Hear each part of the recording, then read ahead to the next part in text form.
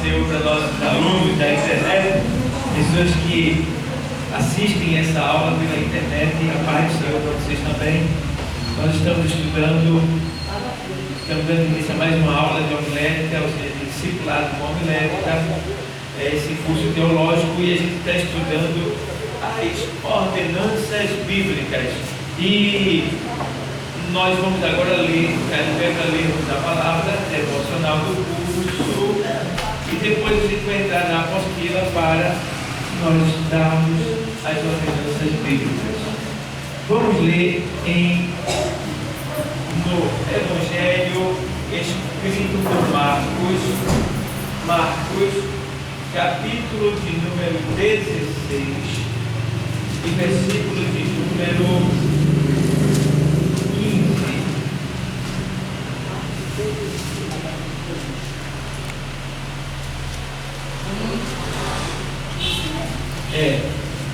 Marcos, o Evangelho,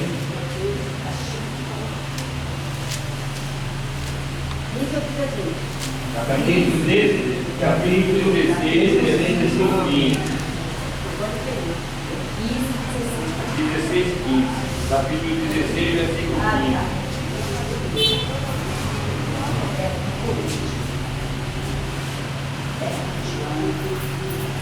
Diz assim, olha.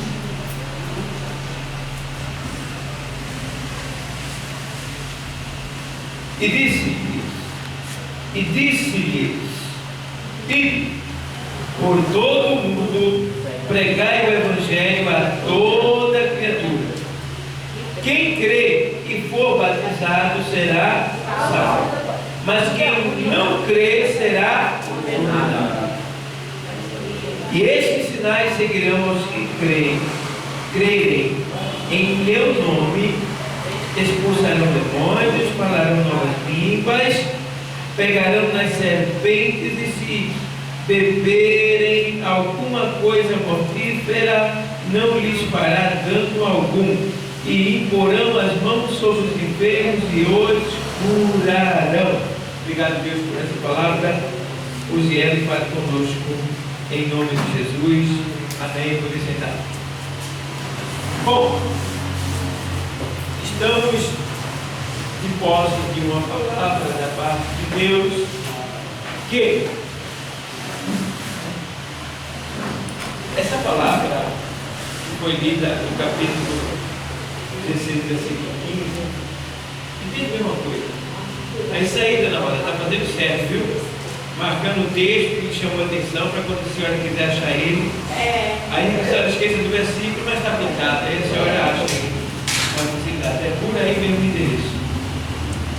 Bom, então, o Senhor Jesus Cristo, nos seus últimos momentos aqui na terra, ele chegou o momento de dizer para seus discípulos, uniu eles e deu as últimas ordenanças, dizendo: vê bem o que Jesus fez aqui. Portanto, ide e pregai o Evangelho a toda criatura. Jesus disse, vamos lá, Jesus não disse: se vocês puderem, vão pregar. Jesus não disse: se der, prega um pouquinho. Jesus não disse: se você não estiver muito cansado, não tiver nada para fazer, vai pregar. Ele foi bem categórico, ele foi bem definido na sua palavra, ele foi bem objetivo e, resumindo, se está dizendo tudo, ele foi bem imperativo. Foi imperativo. Por quê? Porque Jesus, ele não colocou condição aqui. Ele não condicionou a palavra que ele estava pregando. Pelo contrário, ele, de certa forma, tornou imperativa a palavra que ele estava falando. Quando ele disse: ide, deu para entender. Quando ele disse: ide, quem é louco de seguir Jesus Cristo e dizer que não vai?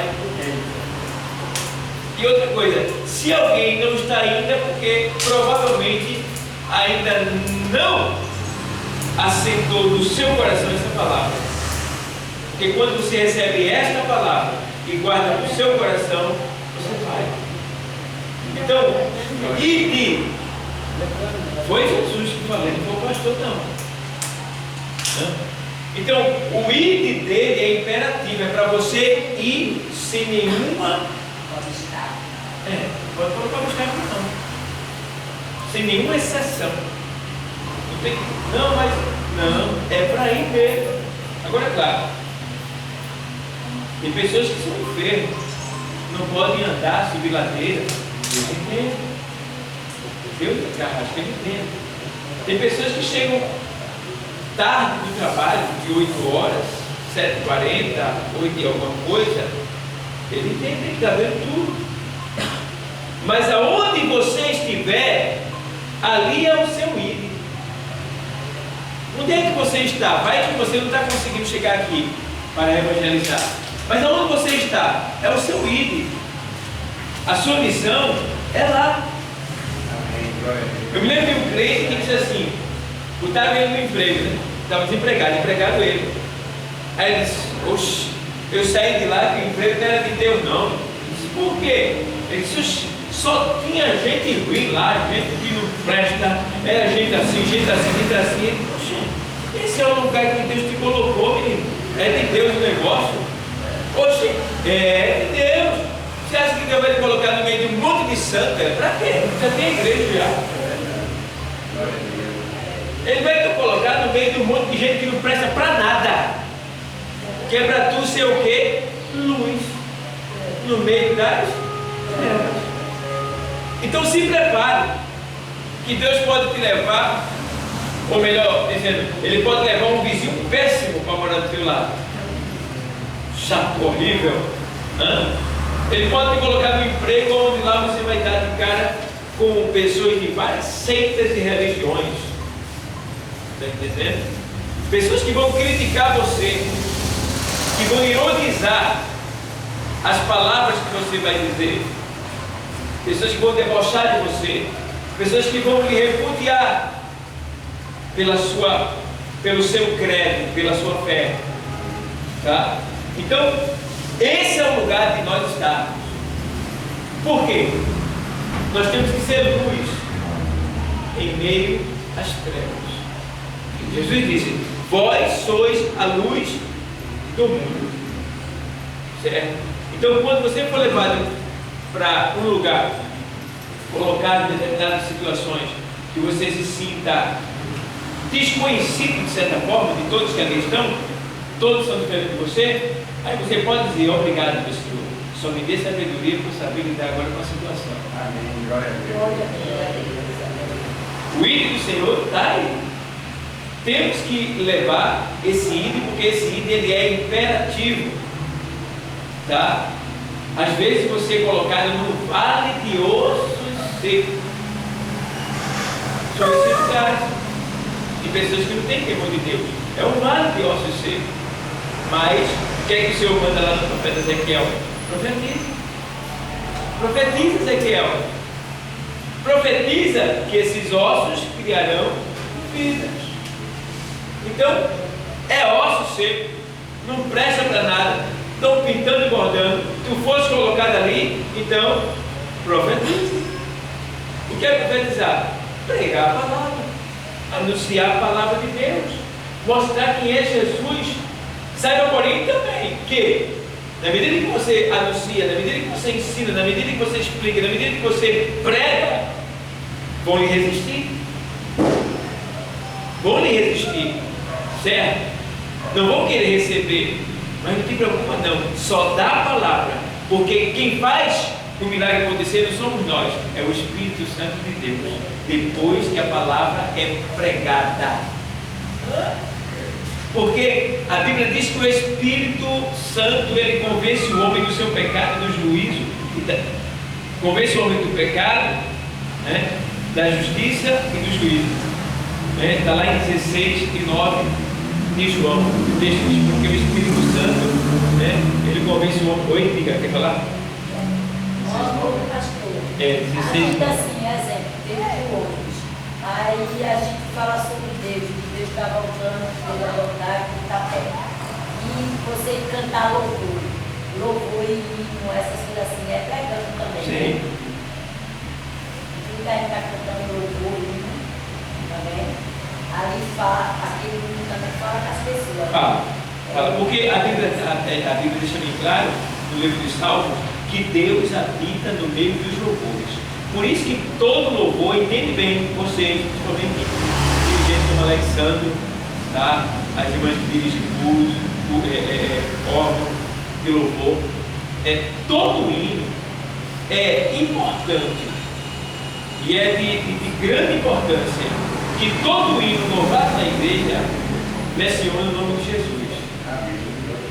Porque nós fomos mandados para anunciar o nome de Jesus. Então, quem vai fazer o hino é bom de alguma maneira carimbar o nome de Jesus no hino, porque aí fica macio. Tá? Tem um hino aí muito bonito que é esse: eu cuido de ti, né? Eu de ti.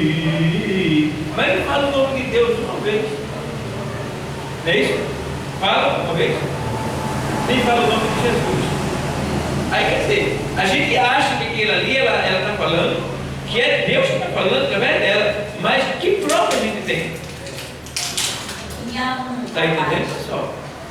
Tinha um rapaz no mundo que ele estava muito adiantado no telefone, fala muita coisa com uma outra pessoa lá fora, né?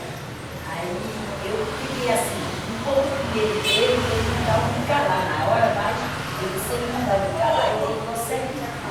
Porque ele estava muito apegado, mas depois ele acabou ficando mal. Porque o hino começava assim, né? Jesus, quando andava aqui na terra, passou por muitas aflições, que todos nós passamos. Aí vai, aí a pessoa vai ouvindo, isso, vai ouvindo, aí você fala, ok, Jesus. Então o alvo da pregação deve ser Jesus. Para você ter uma ideia, toda a pregação quando termina, a gente vai entrar na aula elétrica depois, quando termina essa parte. Toda a pregação, quem está pregando quando termina deve dizer a última palavra. Sabe qual é a última palavra? Jesus falou. Porque toda a Bíblia e toda a palavra é voltada para a volta de Jesus. Certo? Então, esse item tem que ser levado. Bom, leve o item do Senhor, tá? Não tenha medo, porque está dizendo que ele convencerá o homem do pecado, da justiça e do juízo. Você dá a palavra e você nem vê a perturbação que ficou dentro da pessoa. Aí então o rapaz quando desceu, ele disse assim, poxa, que pena não vou descer. Isso à noite, dormindo, levantando. Aquela palavra que você deu, se foi com amor, ela saiu com unção. Aí, meu irmão, vai incomodar aquela pessoa. Então, quantas vezes, já encontrei várias pessoas, né, que chegaram assim e falaram, aquela palavra valeu a pena. Ontem mesmo eu estava no hospital português lá, que fui visitar a pessoa novamente, e eu estava lá, mas eu já vi que eu não sei não. Aí eu estava lá no meio de um monte de gente católica, e a única coisa que eu pude fazer foi falar do arrebatamento, porque eu gostei da conversa, que a conversa que estava surgindo lá era uma conversa sobre violência. E tinha gente do Maranhão, gente de vários lugares, dizendo que a violência está lá também, dizendo, né? E ali eu fui levado a falar que Jesus estava claro, né? As coisas que iam acontecer. Comecei a falar do arrebatamento, da grande tribulação.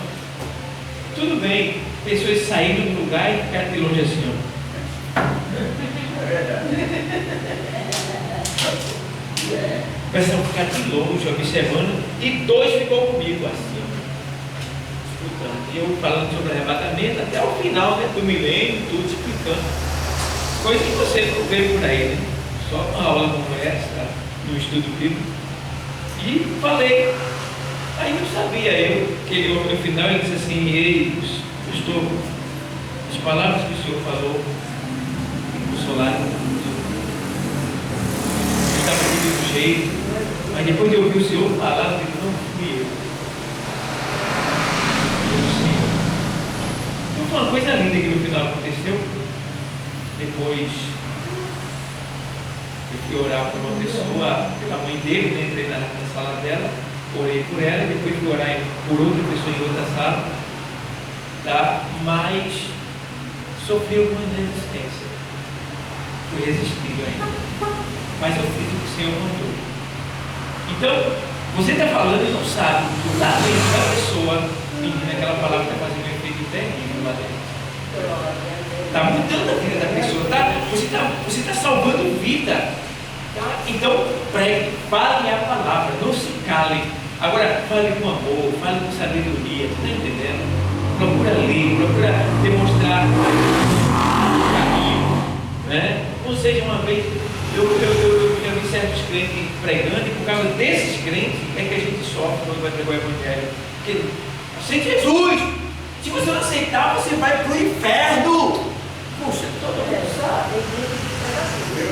Pregar desse jeito é agressivo. A gente pode falar do inferno de uma maneira que a pessoa nem sempre temor. Eu falo aqui, eu mostro o inferno aqui. Quando eu saio, quem sabe não sabe, eu mostro o inferno para as pessoas. Eu prego mais sobre o inferno do que qualquer outra coisa. Quem fala mais do inferno sou eu. Meu Deus, me ajude, eu estou falando. Eu prego muito sobre o inferno. E as pessoas nem sentem tanto assim, nem ignoram, porque eu falo de uma maneira explicativa, de uma maneira que eu estou pedindo para a pessoa ter cuidado, porque lá é um lugar que Deus não quer que a gente vá para lá. A gente tem que se envolver também na pregação. Está entendendo? E aí a gente vai pregando e as pessoas vão recebendo. Mas olha, irmão, você não quer Jesus? Não, rapaz, você vai para o inferno desse jeito, não é? Aí o cara diz, rapaz, quem vai para o inferno agora é filho, quem vai ver que é bom. Está entendendo? Irmão, eu vi muita gente que vai pregar, tem raiva dos crentes por causa disso. Porque chega pessoas que não tem, não passa por um discipulado para ser preparado. A gente é dever de toda igreja e de todo crente passar pelo discipulado. Isso devia ser obrigatório, porque as coisas de Deus é voluntário. Não adianta ninguém estar aqui empurrado, porque a igreja obrigou, mas não vai dar certo. Mas deve ser um dever de cada um se sentir obrigado a passar por um curso discipulado para aprender como se comportar lá fora e como lidar com as pessoas de diversos tipos de nível. Um dia eu cheguei aqui, mas foi aqui nessa rua e eu disse, moço, estamos pregando o Evangelho aqui, boa noite, meu nome é tal, sou pastor tal, como é o seu nome? Ele disse, interessa a você? Eu digo, não, eu estou perguntando porque eu me identifiquei, gostaria de saber o seu nome, porque o senhor é uma pessoa muito especial, sei que o senhor tem muito valor, eu queria saber se o senhor já é evangélico. Se eu sou evangélico. Aí eu disse, e qual é a sua denominação, a igreja que o senhor faz parte? Ele, interessa a você? Tá bom, meu amado, muito obrigado pela sua atenção, Deus lhe abençoe. Meu marido ficou furioso. Meu marido até lugar na casa, deixa comigo, pai, deixa comigo o quê? Fiz em cima da carne, tá pensando que aqui é o quê? Luta de boxe, né? Então, tem que ter cuidado, porque essas pessoas são grossas, e aí tem que ter, sabe o quê? Proceder com elas? Não, tem que ter amor, veio com a mal lá, a gente combate com o bem, tá? O escudo é o quê? A fé e a palavra, é escudo e bloqueio, e aí se defende, lança o amor, sempre ressaltando ele. Nada não, minha querida, mas você é muito especial para Jesus. Mas eu não gosto de crente, mas Jesus te ama e eu também. Aí você começa a trabalhar com você, e você só o bem, só tome nele, depois você não vai poder, talvez ele não queira receber o convite, mas você, que Deus te abençoe e te ajude. Eu vou estar orando por você lá na nossa igreja, e outro dia eu passo por aqui, tá bom? Pronto, tchau. E pregar o Evangelho a toda criatura. Quer falar, irmão? Fale. Mas eu queria fazer uma pergunta. A gente está dirigindo assim, um culto assim. Aí o pastor não está na hora. Aí tem outro pastor de fora. A gente pode convidar ele para dar a bênção apostólica?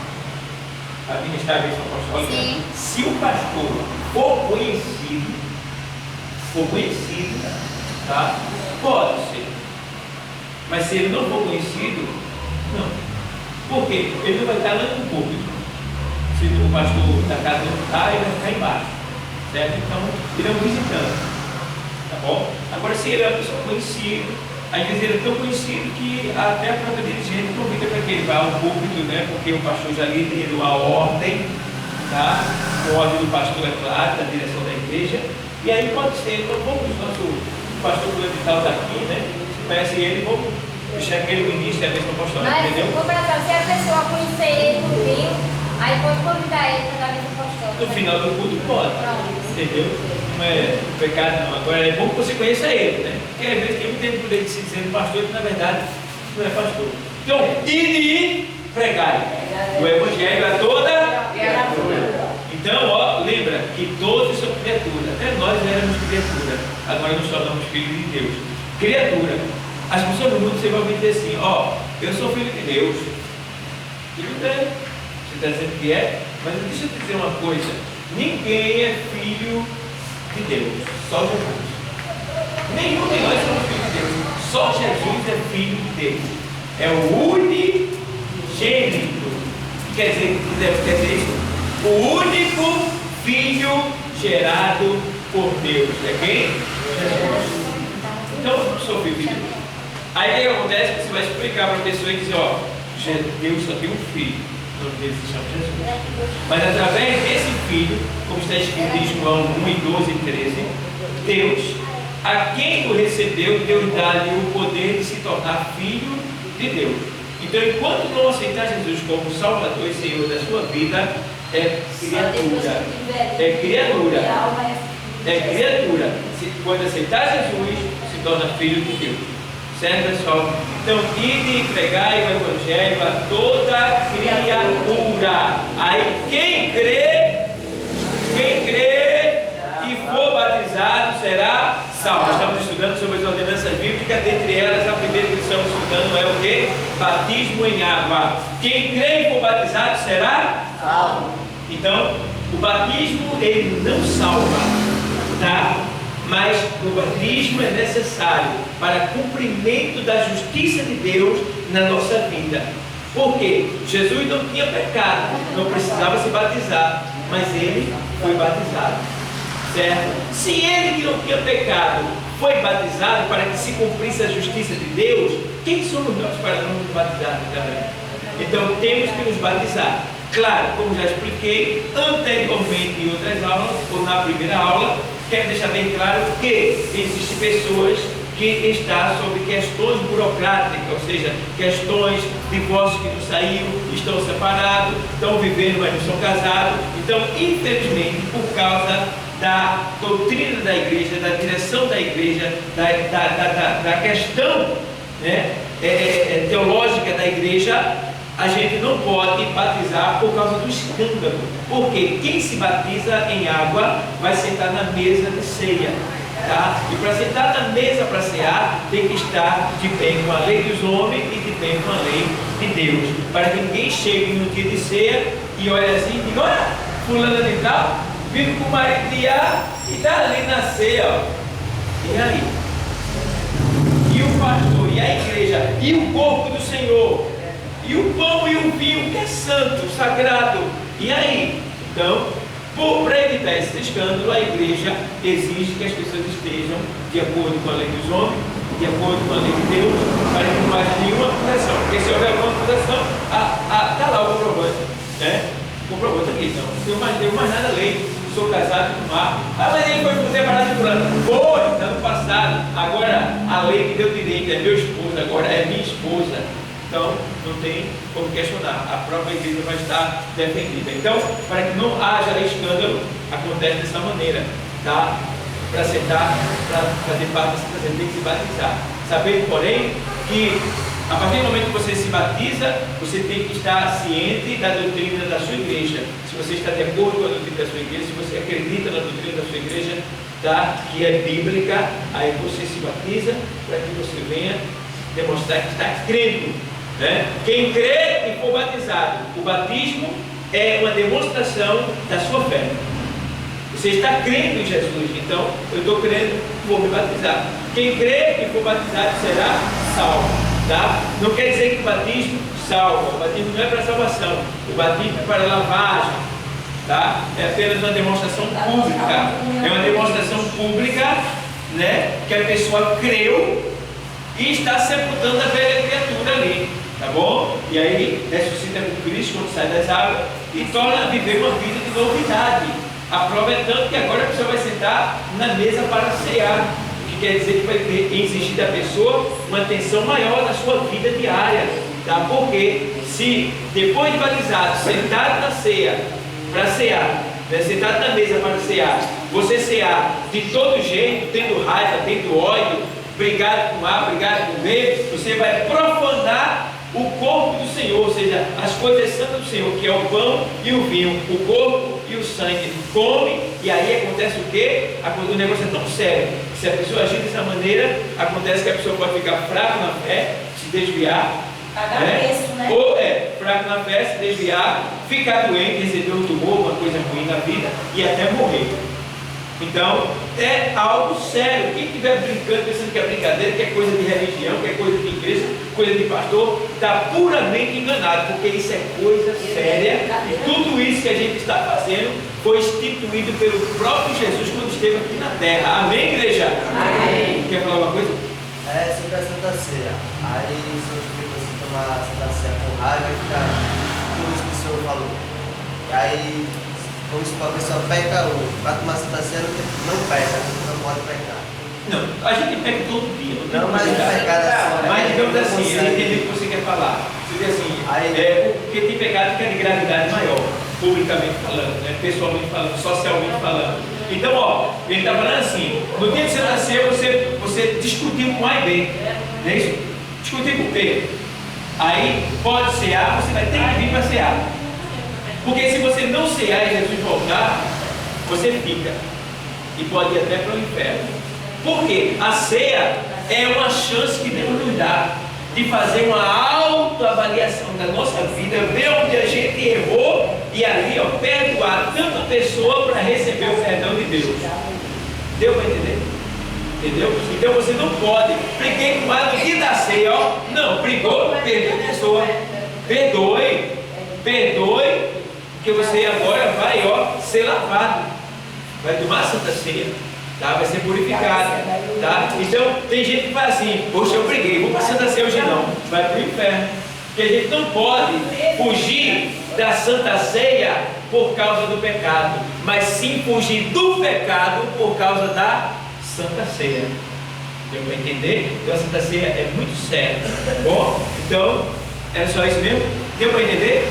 Ninguém use no argumento briga aqui ou briga ali para não tomar Santa Ceia. Nada pode impedir de você tomar Santa Ceia. Chegou o dia da Santa Ceia, meu irmão, não tem que estar de cabeça para baixo, mas você tem que estar de pé, ali. Senhor, eu errei hoje, eu errei ontem, semana passada, eu estava ocupado no meu coração, olha aqui, mas nesse momento eu digo, meu Deus, eu lanço fora, eu perdoo A, eu perdoo B, e tem mais, perdoo A e perdoo B. Senhor, quando sair, lembre de um juramento que fez com Deus, da promessa que fez. Eu perdoei, porque se você come, deixa seu coração lhe enganar e sai, continua com o mesmo sentimento acerca de A e B, profanou, está em pecado, vai sofrer o dano.